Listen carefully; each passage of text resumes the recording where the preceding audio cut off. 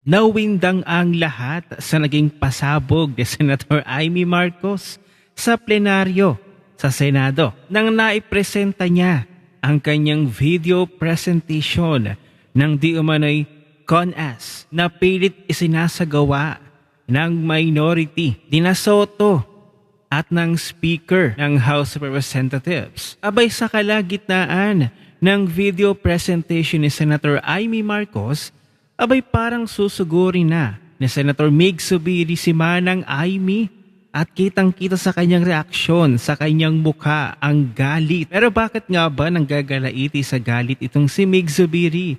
Ay panoorin natin ang video na ito. I rise today on a matter of personal and collective privilege to address a pressing issue of utmost national importance. For far too long, our Filipino people have been left uncertain, confused, deliberately kept in the dark regarding the true intentions behind the continuing and increasingly belligerent efforts to upend the new Senate leadership and worse, to amend the Constitution. Ayun. The Filipino people deserve clarity. The Filipino people deserve honesty, and above all, the Filipino people deserve at least the truth. Madam President, today I will not rely solely on my own words. I will present before this chamber a short video containing documentation, footage, and statements directly connected to the ongoing efforts toward term extension and charter change. With your permission, therefore, may we now direct the technical team to play the video ito na yun. presentation. Ito na yung ano. Nagpalit ng liderato sa Senado. May I be allowed to humbly move to declare all seats vacant, Mr. President? With 13 affirmative votes, 10 negative votes, and 1 abstention, the positions in all the positions in the Senate is hereby declared vacant. Bakit ito nilusog?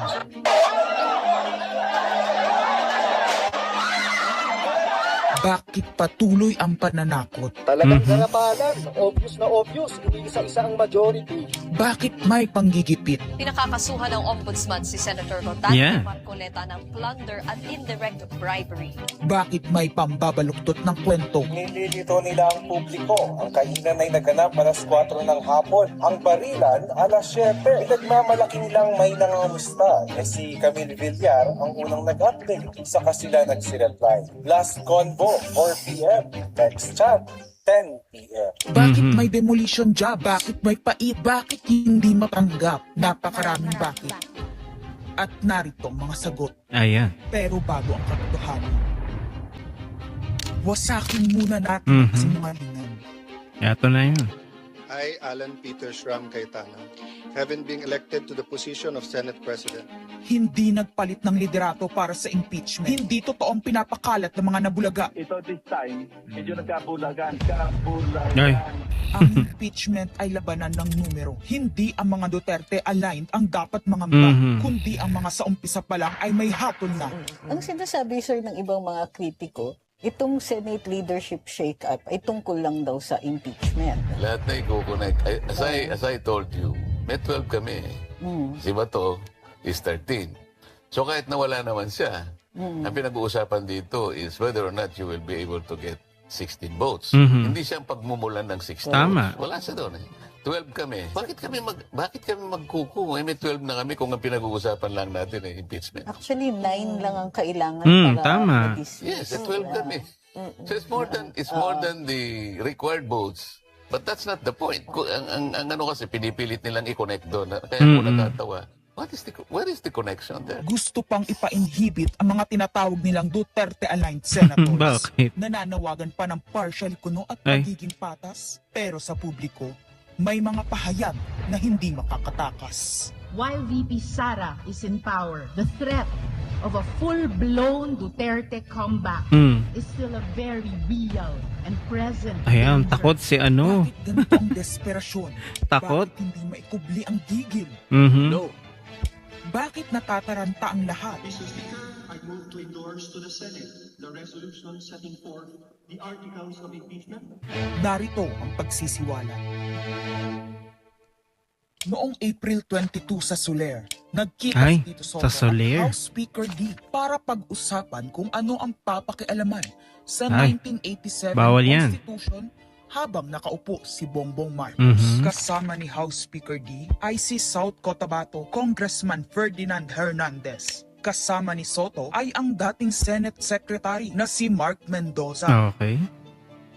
CONAS ang gusto nilang mode ng charter change. Constituent Assembly. Tulong sa Kamara ang charter change o pag-amyenda sa konstitusyon sa pamamagitan ng Constitutional Convention. Is something big brewing inside the government to claims of a possible no election scenario. Nako. Ang pag-aamyenda ng konstitusyon sa pamamagitan ng Constituent Assembly. At Mhm. para makakuha ng suporta sa Senado at sa Kongreso, ito dapat ang mga nilalaman.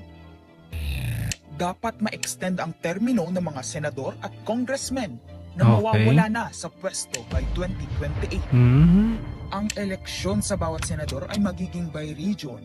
Nagdiskusyon sila kung 2 o 3 senador per region. Kinompute nila kung mayroong 18 regions, nasa 36 o 54 ang magiging senador. Lumutang din ang usapang para hindi makaporma si Inday Sara Mhm. sa 2020. Yun naman talaga. 50 years old ang edad ng pwedeng tumakbo. Pero nagpanukala rin si Soto na pwedeng gawing 35 years Yes. old para kay Vico Soto. Nako. Dahil ipagmamayabang niyang kayang talunin ito si Inday Hmm? Sara. Meron ako idadagdag maganda, Vicky. Ibaba natin ang edad ng presidente to 35. Magagaling ng bata ngayon eh. Ay. Magagaling eh. Ibigay na natin sa mga kabataan. Ano magagaling? Itong bansa, baka puro matino pa mailagay natin. Baka sabihin nila, Senator Soto, this is to siguro allow your nephew, ho ba? Yes. Si Vico na tumakbo. Sabi ko na Maging mag-iisip qualify. sila ng gano'n eh. O, diba? Sabi ko na mag-iisip sila ng gano'n. Hindi ko Ano, naisip hindi? si Vico. Hindi ko naisip si Vico. Hindi ko naisip si Vico. Ang impormasyong ito ay mula mismo sa kasama sa meeting. Kasama din nila ay isang congressman, isang gobernador, isang retired military officer, isang dating may mataas na katungkulan, at 5 mula sa private at business sector. Okay. Kaya ba binaliwala ang panawagan ng taong bayan? Kaya ba binaliwala ang paalala ng Iglesia ni Cristo?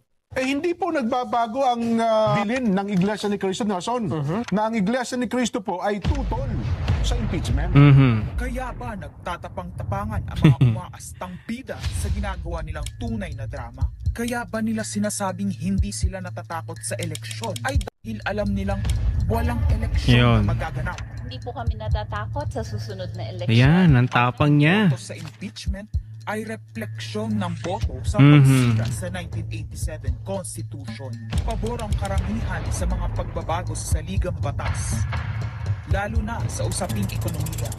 Ngunit kung papakialaman ng iilan ang konstitusyon para maghari-hari Nako. at para sa Mali. pansariling kapakinabangan, makapwesto ng matagal o mailuklok ang kamag-anak, humanda kayo sa galit ng bayan.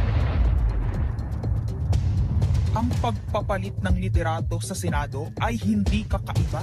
Ito ay nakabase sa prioridad at gusto ng mga senador. Bumabahana ng ebidensya laban kina Bongbong Marcos, Liza Marcos, Kaya na. Sandro Marcos at Marvin Romualdez. Mhm. Kailangan ng may bayag sa Blue Ribbon Committee. Yun, tama. Ipinangako na sa mga korap na mambabatas ang perang malilikom sa 2027. Ay. 2028 national budget. Dapat pigilan. 2028, alam natin that's the election budget. And it was assured to the congressman, this will also be the CONAS budget. Mhm. Nagiging isa ng malaking sindikato ang Totoo. pamahalaan. Sinusuportahan ito ng mga dating kalaban. Galagalamay na yan. Manalo noong nakaraang eleksyon, mga may galit sa nagdaang administrasyon. Lahat sila kasama ng pinakamalaking troll farms at ilang bahagi ng mainstream Totoo. media. Yan o. Pinagagana ng dalawang Ses bayan, Drilon. pera galing sa korupsyon, galit sa mga Duterte. Mahalaga ang liderato ng Senado para sa mga korap at nakasandal sa mga buwaya ng kapangyarihan. Mhm. Ngunit mas mahalaga ito sa mga naninindigan na ang Senado ay bantayog ng konstitusyon na hindi dapat tinatakot, sinusuhulan at iniipit upang maging tauhan. Tama. Maaaring hati ngayon ang Senado. Maaaring kanya Bulaga 11. ng kwento. Wala nang pakialam kung ano ang totoo.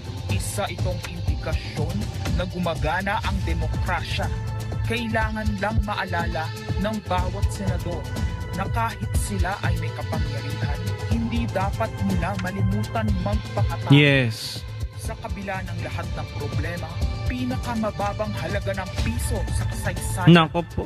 mataas na bilihin at gasolina, kawalan ng trabaho, halos wala nang makain, Yes. nagpapakamatay na mga magsasaka.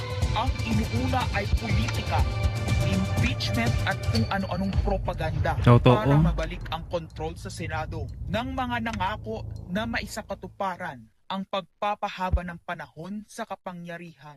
Kung magde-deny yung mga nandoon sa meeting na yon at pabubulaanan yung aking sinabi, then sasabihin ko kung sino ang nagsiwalat sa Ayun. akin. Kasi magugulantang ang buong bansa pag siniwalat ko kung sino. Yari kayo. At heto yung video na kung saan parang nag-aamok itong si Senator Mig Zubiri at galit na parang susugurin si Senator Amy Marcos habang nagpe-presenta siya ng kanyang video presentation ng binabalak ng mga senador na gustong ipasa ang CONAS. Panoorin natin ito. Na gumagana ang demokrasya, kailangan lang maalala ng bawat Yan, no?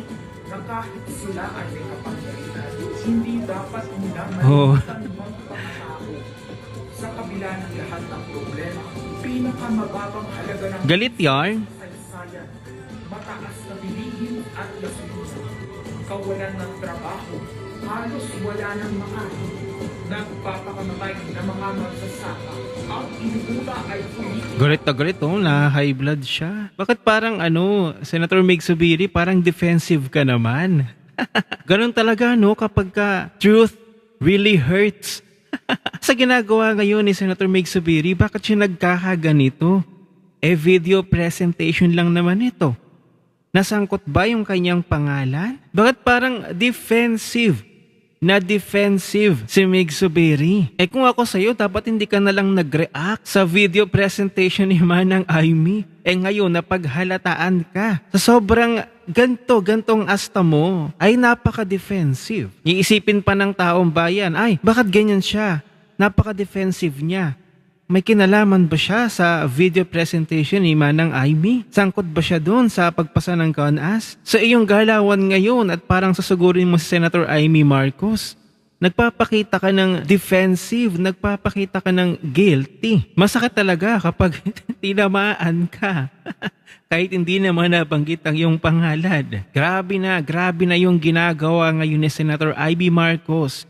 Maituwid lamang ang pamumuno ng kanyang kapatid na si Mr. President BBM. Well, hindi natin masisisi si Senator Mig Zubiri kasi parang pagkakaalam ko last term na niya ngayon. Kaya gusto niya ng extension ng kanyang termino. Kasi sa susunod na eleksyon, alam niya na hindi na talaga siya mananalo. Kasi kumampi siya sa minority. At talagang kitang-kita ang galit ng taong bayan sa kanya nung napagpasyahan niya na siya'y kumampi sa minority kaysa sa majority. Kayo ba? Ano ba yung naiisip ninyo nung parang pumalag itong si Senator Mig Zubiri nang parang hindi akma yung kanyang ikinilos, yung kanyang aksyon habang nagsasagawa ng video presentation sa Senator Amy Marcos? Ano sa palagay ninyo? Defensive ba itong si Senator Mig Zubiri? Or guilty ba? Or ano ba talaga? Bakit nagkakaganito si Mig Zubiri habang mayroong video presentation si Manang Amy?